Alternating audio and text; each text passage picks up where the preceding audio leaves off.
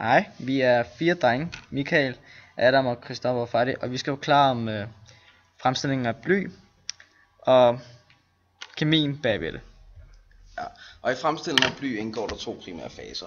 Og den første fase er ristningen, og ristningen den har til formål at skille molekylet blysulfid i sine 2 atomare substanser, bly og svovl.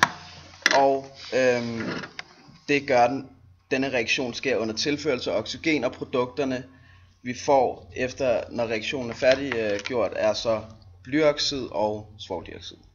Den anden reaktion er raffineringen, og i den reaktion lægger vi det her blyoxid sammen med noget kul under anaerobe forhold.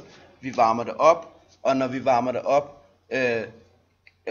oxiderer carbonen og afgiver 2 elektroner til blyen, som så reducerer, og dette medfører, at vi får kulmonoxid og 98% rent bly i bunden af vores skaktovn.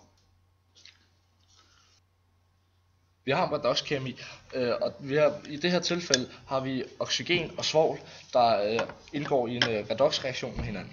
Oxygen bliver reduceret og optager en elektron, hvor svovl bliver oxideret og afgiver en elektron.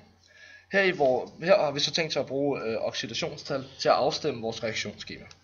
Vi går ud fra, at oxygen altid har en ladning på -2, når man skal løse et reaktionsskema. Hvis vi starter med at kigge på blysulfid. Bly eller svovl har en ladning på -2. Da den samlede ladning i molekylet skal give 0, må bly derfor have en ladning på +2. Videre til dioxygen, der har en ladning på 0, da molekylet står for sig selv. På den anden side af lighedstegnet har vi blyoxid. Blyoxid, der ved vi igen, at oxygen har en ladning på -2, og derfor må bly have en ladning på +2 igen. Svovldioxid derimod, der har vi 2 oxygenatomer, dioxid, som har en samlet ladning på -4. Derfor må svovl have en samlet ladning på +4. Vi ved, at der skal afgives lige så mange elektroner, som der skal optages. Vi definerer således et fælles tal, som både 2 og 6 går op i. Det gør vi hver gang de 2 tal sammen. Vi får tallet 12. Det betyder, at vi skal bruge 6 oxygenmolekyler og 2 svovlmolekyler. Da oxygen i ligningen fremkommer som forbindelsen O2, skal vi kun bruge 3 af de molekyler for at have 6 oxygenmolekyler.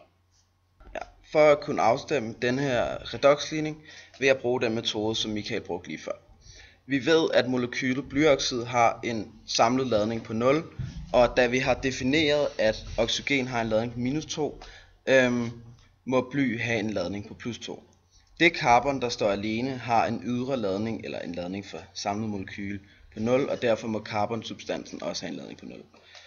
På højre side har vi bly, som har en ladning på 0, da det står alene, og så har vi molekylet carbonmonoxid, som består af carbon og oxygen, og da oxygen har en ladning på -2, må carbon have en ladning på +2.